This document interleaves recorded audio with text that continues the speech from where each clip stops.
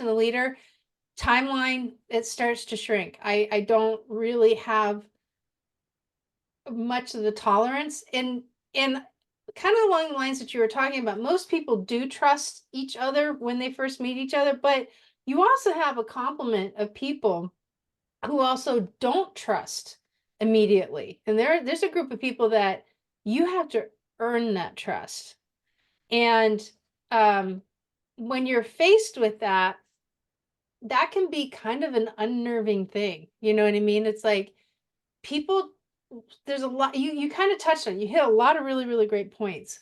And I'm kind of starting to say this, kind of go back a little bit to answer the first question. So when you're faced with how do you build trust with somebody, or how do you deal with trust in a manager that you've lost, it can usually start with a person's lack of integrity.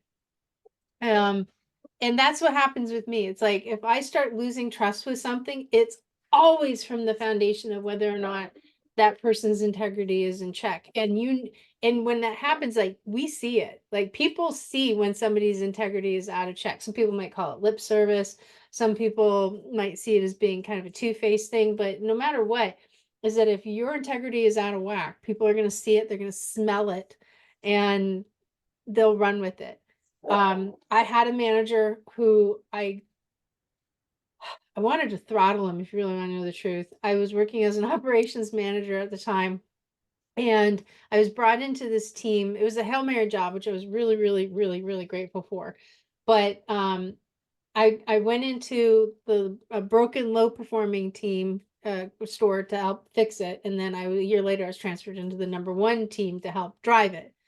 And that was always the plan for me coming in. It wasn't my plan, it was the plan that, leadership had determined at the time. And so the second leader in the second store, in the high performing store, I didn't trust at all, mainly because he was an ass.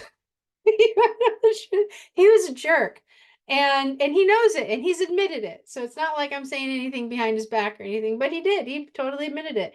He would just fire off and lobby rounds at me. He would growl and snark, and his lack of self-confidence is what drove that wedge between the two, because I was excited about getting into the number one store in the region. To me, that's being back in a high performing team again. That to me is the cat's meow, right? Because I have an HR background, he had somewhere in his head that I was coming in to spy on him. And this can be further from the truth. And so that's a huge lesson. We lost you. I'm here. I'm here.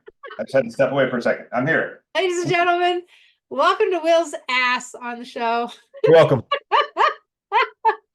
You can I'll grow pick up it where out. I left off. Switches, so it's cool.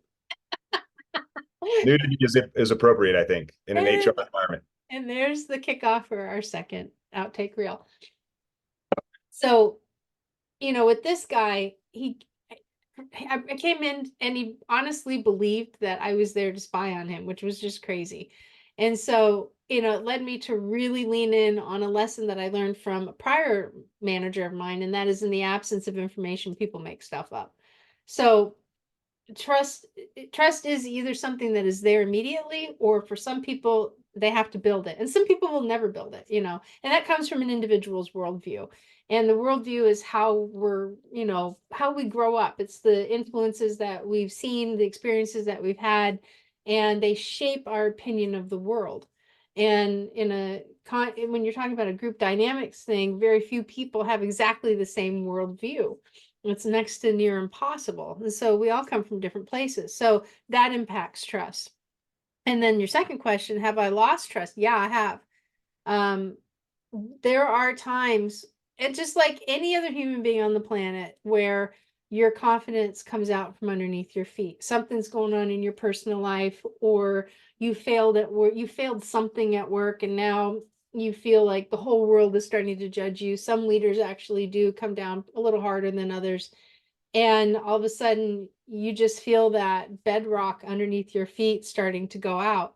And as a leader, when you start losing your confidence in your ability, your confidence in who you are as a person, or you just may even slightly second guess yourself, even if it's just for a couple days or a week, you're at risk of losing the confidence of your team.